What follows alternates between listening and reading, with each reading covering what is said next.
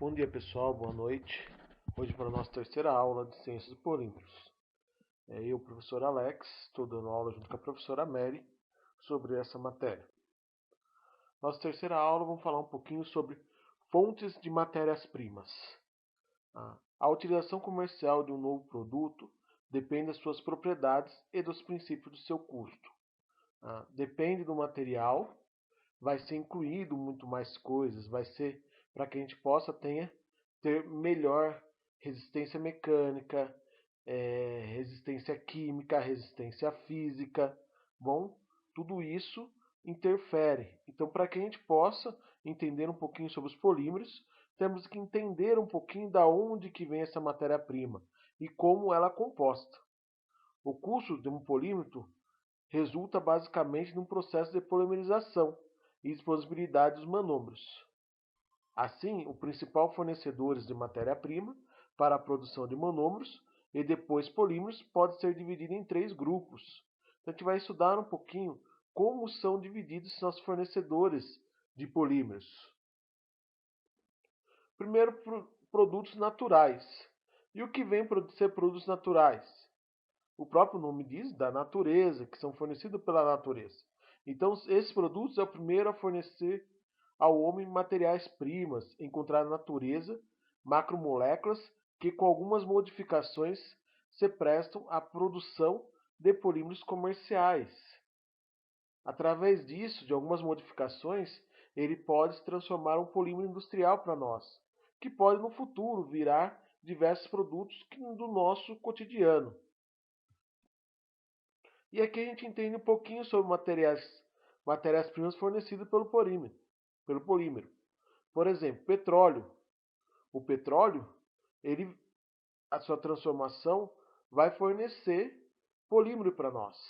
O carbono, o gás natural e outros que vão estar incrementando no polímero, como por exemplo a madeira, a água, o ar, o flúor, o sal marinho, a areia, materiais naturais, como celuloses, que a gente vai ver daqui a pouco, o lactose, algodão, milho, cana-de-açúcar e etc. Esses materiais naturais, que é o que a gente vai estar focando agora, são alguns materiais que fornecem para a gente, que faz com que a gente tenha o nosso polímero, ou que são incrementados ao nosso polímero, para que ele possa ter maior resistência, para que ele possa ser diversas qualidades químicas ou físicas. E tem as cargas também, como talco, carbono. Tudo isso a gente vai ver um pouquinho mais com o decorrer do nosso curso. Tanto nessa matéria, como na matéria de química orgânica, como na matéria tecnologia dos polímeros. Tudo isso acaba entrando um pouquinho. Tudo isso a gente acaba vendo um pouquinho mais, entendendo mais um pouquinho sobre os polímeros. Bom, então agora vamos falar um pouquinho sobre materiais naturais. Primeiro vamos falar da celulose. A celulose é um carboidrato que está presente em quase todos os vegetais. Apresenta uma estrutura química constituída por unidade de glicose, ligado por átomos de oxigênio, formando uma longa cadeia. A gente pode ver aqui, ele forma uma longa cadeia polimérica. Bom, e aqui a gente tem os três tipos de hidroxila. Formam fontes ligadas secundárias entre as cadeias.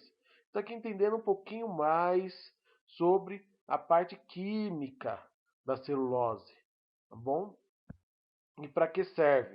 A celulose é um composto de nitrato de celulose, classificada com cânfora. Pode ser muito inflamável e não é mais utilizado comercialmente. Quando a celulose era utilizada como cânfora, classificando como cânfora, ele era um produto muito inflamável. Hoje, cada vez mais, o plástico ele não pode ser um produto inflamável. Ele não pode propagar chamas. Cada vez tem se falado muito mais isso. Bom?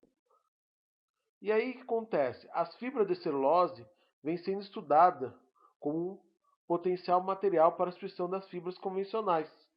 Então, eles estão utilizando muitas fibras de celulose para que a gente possa tirar um pouquinho das fibras convencionais. As propriedades mecânicas da celulose a tornam tão rígida quanto o ácido. Olha que interessante. A fibra de celulose, ela tem se tornado, incrementando no polímero, ela tem deixado o polímero cada vez mais forte, podendo ser até mais rígido que o próprio aço. Agora, para vocês terem ideia como que chega a ser quando acontece a mistura. É muito interessante isso, quando a gente pensa sobre a fibra de celulose. O emprego da fibra de celulose é um composto com propriedades mecânicas bastante melhoradas, comparado a outros compostos produzidos a partir da fibra sintética. Então, cada vez mais tem químicos e cientistas trabalhando sobre isso. Cada vez mais vamos ouvir falar que tem os plásticos estão utilizando não apenas provavelmente polímeros, estão utilizando alguns tipos de fibras, alguns tipos de celulose, algumas outras cargas junto com eles. E os compósitos. Os materiais compósitos estão presentes na natureza e no corpo humano ou em qualquer outro lugar. São produzidos a partir da junção de dois ou mais materiais distintos, que combinados resultam em um produto com propriedades melhor qualidade do que os materiais da partida. Então, o composto, quando a gente junta alguns materiais, que é para quê? É para que a gente tenha um melhor rendimento, ou rendimento de produção, ou rendimento de qualidade, ou rendimento físico, ou rendimento químico.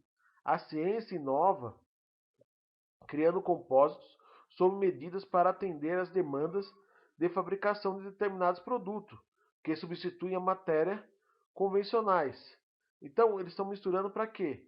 Para que a gente possa estar substituindo o ferro, por exemplo, o aço, o alumínio. Se vocês observarem, cada dia mais o plástico está presente na nossa vida. Cada dia mais você vê algum objeto novo do plástico. E para quem gosta dessa área, por exemplo, a ciência dos polímeros, tudo isso, é uma área muito promissora. Por quê? Porque ainda nem todos os compostos ainda foram desenvolvidos.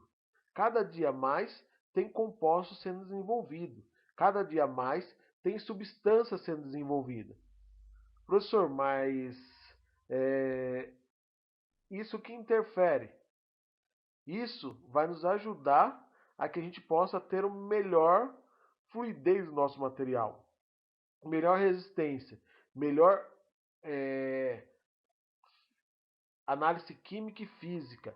Só que acontece, não só isso, eu posso ter uma melhor produção.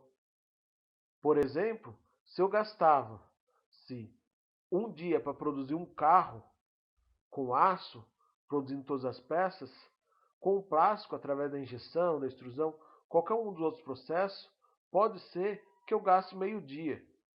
Olha o ganho que você vai ter. Você, ao invés de produzir um carro por dia no aço, você conseguir produzir 2 carros por dia. Só estou dando uma ideia, não é isso que acontece na indústria automobilística. Mas estou dando uma ideia para vocês. Com isso, a gente tendo maior fluidez, trocando alguns produtos, melhorando, por exemplo, trocando alguns produtos convencionais como aço, ferro, tudo isso, podemos cada dia mais ganhar e ter maior lucratividade, ou que nossos produtos tenham um custo menor. Bom, então tudo isso leva com os compósitos. Os compósitos produzidos em laboratório possuem características similares e mais satisfatórias. Leveza. Vocês já pegaram uma peça de ferro e essa mesma peça em plástico, só para vocês entenderem a leveza, a resistência mecânica, tolerância a mudanças de temperatura e ao contato. Por exemplo, hoje se vocês pegam uma porta de PVC, qual a manutenção que você tem? Hoje, se você pega uma porta de aço, a cada pelo menos um ano você tem que estar pintando ela. Você tem uma manutenção nela. Quando você é de PVC, normalmente você não tem essa manutenção propriamente dita, de pintura, tudo isso. Bom, e ela é resistente à água. Quantos portões vocês já viram aí, que você vê várias corrosões? Por exemplo, na a região praiana, próximo de praia, que tem de corrosão.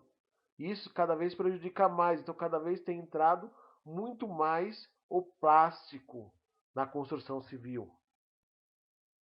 Aqui vamos falar um pouquinho sobre as borrachas naturais. Aqui só uma foto como que era antes, a vulcanização.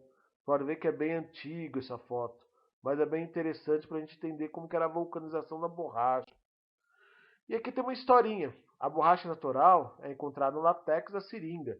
Bom, nos séculos 19, 20, no início do século 20, o Brasil era o maior produtor e exportador de borracha natural. O ciclo da borracha na Amazônia ficou de 1827 a 1915. Porém, hoje ele entrou no agronegócio. Então destaca a plantação do oeste de São Paulo, do estado de São Paulo, região de São José dos Campos, Barretos, Catanduva. Hoje tem bastante seringueira lá. É responsável pela metade da produção nacional. Então hoje não falam-se apenas mais das borrachas da Amazônia. Hoje tem plantações, tem agronegócio nessa parte, principalmente em São Paulo. E hoje o Brasil contribui com apenas 1% da produção mundial do látex. E é o dobro que a gente precisa. A gente precisa do dobro disso para produzir no Brasil. Nós consumimos o dobro disso. Aqui, um pouquinho da estrutura química. Bom, da borracha natural. Ela é policis isopropínico, que é 2-metilbuta e 1-edieno. E aqui tem a estrutura química disso daqui. A gente está vendo muito isso daí na química orgânica também. Outros produtos naturais de menor importância também podem produzir polímeros, como por exemplo o óleo de mamona. O óleo de mamona é a produção de nylon 11 e óleo de soja o nylon 9. Olha para você entender, curiosidade. E aqui é onde que são as coletas do látex. Olha que legal, colhendo na própria árvore. Alguns tipos de borrachas naturais, o TRSS, alguns tipos aqui. Hulha ou carvão mineral. A hulha ou carvão mineral, quando submetida a uma destilação seca, pode produzir gases de hulha, amônia, alcatrão de amônia e coque residual nessa ordem de saída. Então aqui a gente vai ver com algumas coisas que o carvão mineral produz. E o que serve para a gente isso daí? Por exemplo, a amônia é utilizada para a produção de ureia. A amônia como agente de cura para a resina de epóxi. O alcatrão de hulha é a mistura complexa que por destilação produz benzeno para a produção de fenol, isocianatos e estireno. Pessoal, vocês estão vendo aqui, são diversas coisas que podem ser produzidas pelo carvão natural ou a hulha. E aqui a gente tem, o gás da hulha, ele pode produzir estileno, o metano, que é o poliestileno, resina fenólica, a amônia, agente de cura, o alcatrão, o PS e o poliuretano, e o coque, o PVC, poliestileno. Borracha sintética. Só uma foto aqui, só para a gente entender um pouquinho. Só para vocês verem um pneu de um avião e pneus de carro.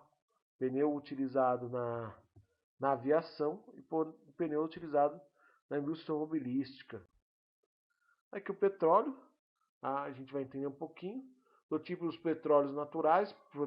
Petróleo é a fonte mais importante por meio de destilação.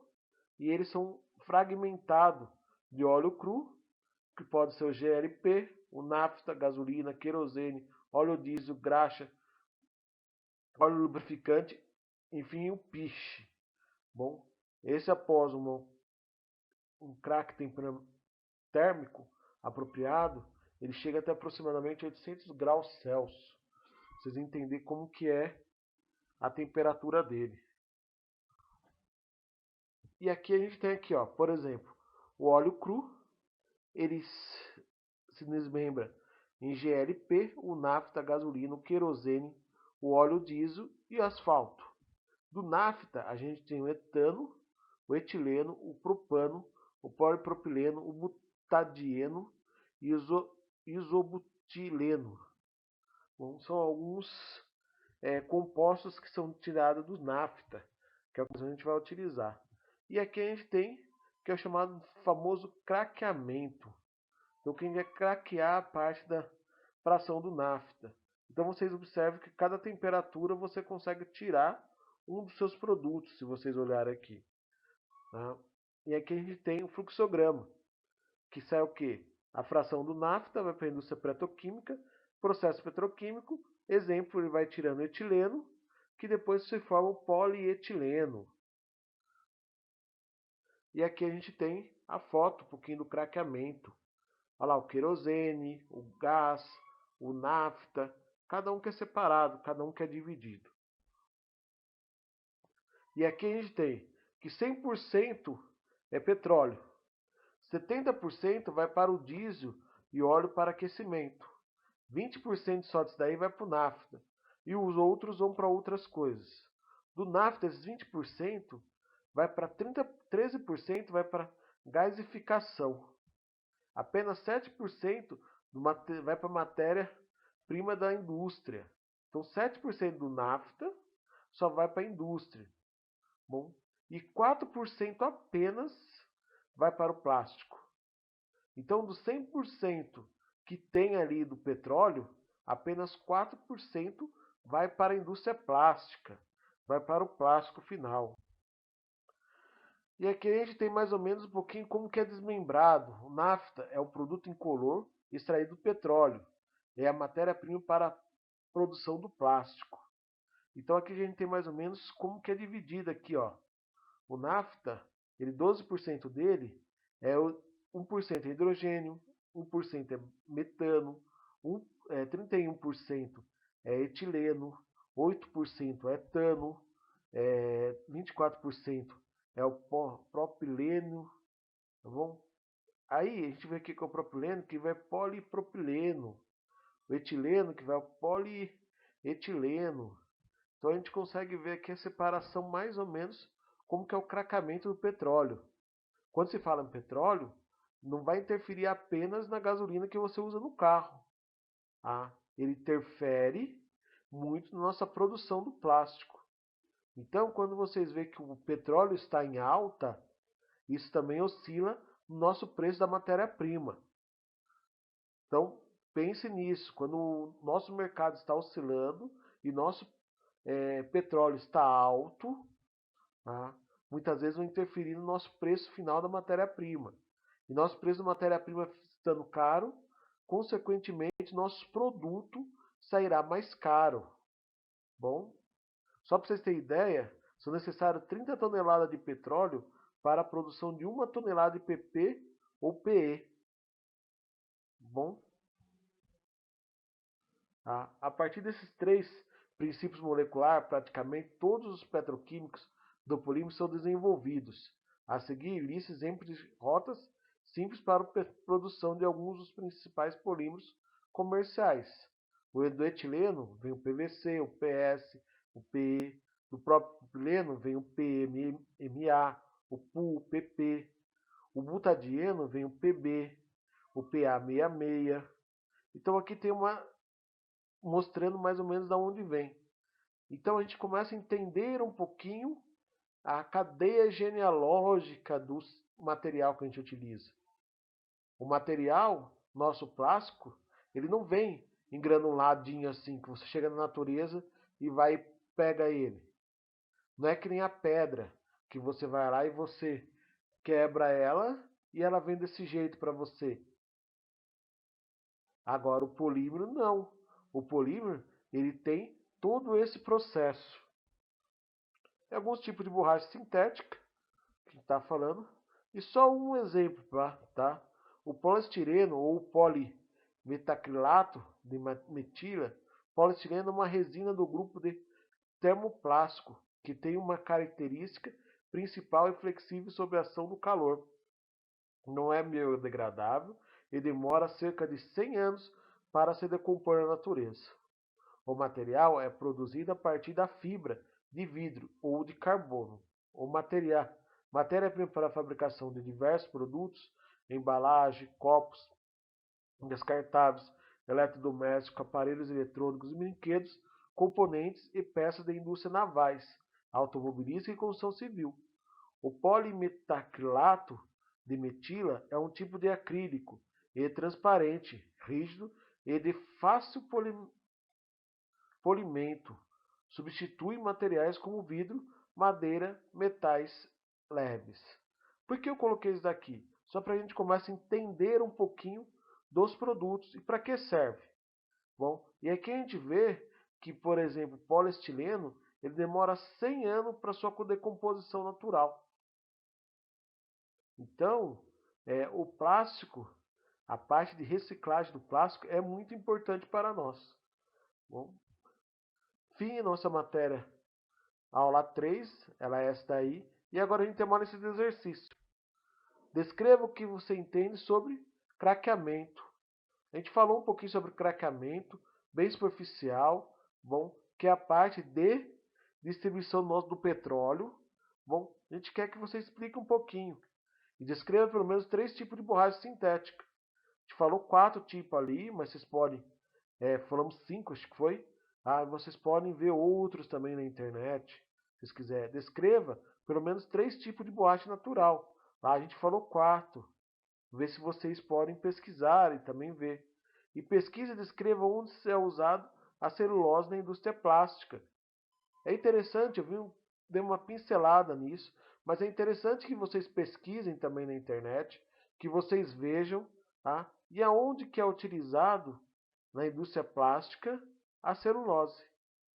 Muito obrigado, tenham um bom descanso. Estamos aí junto com vocês no grupo, no fórum, tá? E à disposição de vocês para tirar dúvidas. Obrigado.